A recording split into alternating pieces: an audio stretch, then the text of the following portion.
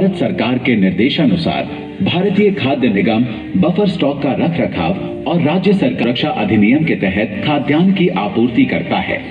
किसानों के हितों की रक्षा के लिए खाद्यान्नों को खरीदने के लिए प्रतिबद्ध है।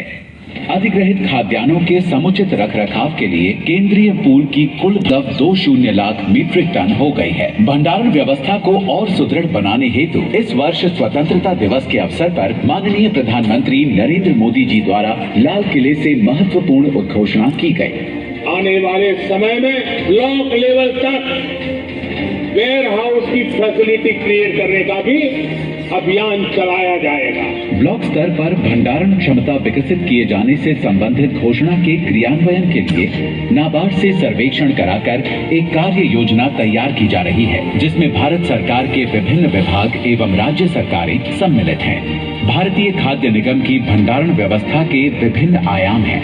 मुख्य रूप से BIS मानदंडों और CPWD के निर्देशों के अनुसार स्टॉक को सुरक्षित और स्वस्थ रखने के लिए किया जाता है। उपलब्ध भंडारण क्षमता का सृजन किया गया। किसान हित में तथा जन वितरण प्रणाली के तहत 80 करोड़ लाभार्थियों को खाद्यान्नों की उपलब्धता सुनिश्चित करने के लिए पारंपरिक गोदामों का निर्माण मुख्यतः खाद्य एवं सार्वजनिक वितरण विभाग की प्लान स्कीम के अंतर्गत उत्तर पूर्व तथा पहाड़ी राज्यों में FCI राज्य सरकार के समन्वय से करवाती है। न्यूनतम समर्थन मूल्य पर बढ़ती हुई किया जाता है। इस योजना के अंतर्गत 10 वर्षों के लिए गोदाम का उपयोग एवं किराए की गारंटी निजी निवेशकों को दी जाती है। वो बिल्कुल मतलब करीबी से जानते हैं।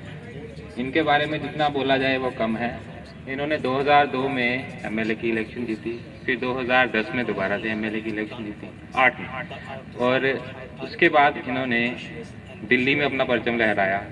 आज हम जिस प्रोक्योरमेंट की बात कर रहे हैं, मैं बताना चाहूँगा कि उसमें सबसे बड़ा योगदान हमारे मेंबर पार्लियामेंट साहब श्री जुगल किशोर जी का ही है। इन्होंने ही जम्मू के गांव से जुड़े हुए लोगों की तकलीफें जानते हुए भारतीय खाद्य निगम को आग्रह किया कि वो अपने यहाँ पे प्रोक्योरमेंट स्टार्ट करे ताकि लोगों को अपनी फसल का दाम मिल सके। ये लोगों की ज़ाती तकलीफों को इतनी करीबी से देख के उनका हल करते हैं। हम जब भी इनके पास जाते हैं इतनी ज़्यादा भीड़ शायद ही किसी राजनेता के पास रही होगी जितनी हम इनके घर पे देखते हैं। फिर भी ये अपने व्यस्त समय से आज हमारे लिए जो समय निकाल के यहाँ पे आए हैं उसके लिए हम इनके आभारी हैं। इसके अलावा शायद ये बताना भूल गए कि ये हमारे जम्मू के SLCC कमेटी के चेयरमैन भी हैं। जो भी हम काम कर रहे हैं वो इनकी अगुवाई में ही कर रहे हैं।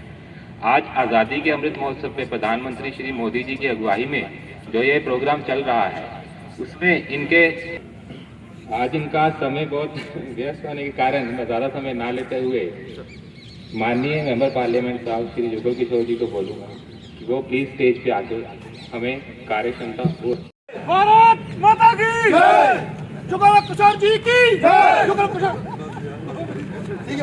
कि बहुत ग्रेटफुल रहते हैं क्योंकि मेंबर ऑफ पार्लियामेंट के बारे में अच्छा सुना जाना, अच्छा देखा जाना, ये हमारे लिए एक रिस्पेक्टेबल और एक प्राइडफुल मोमेंट हो जाता है।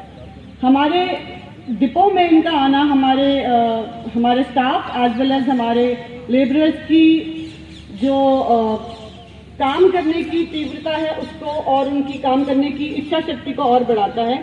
इसलिए उनके लिए बार बार उनका ग्रेटफुल होना, उनका थैंकफुल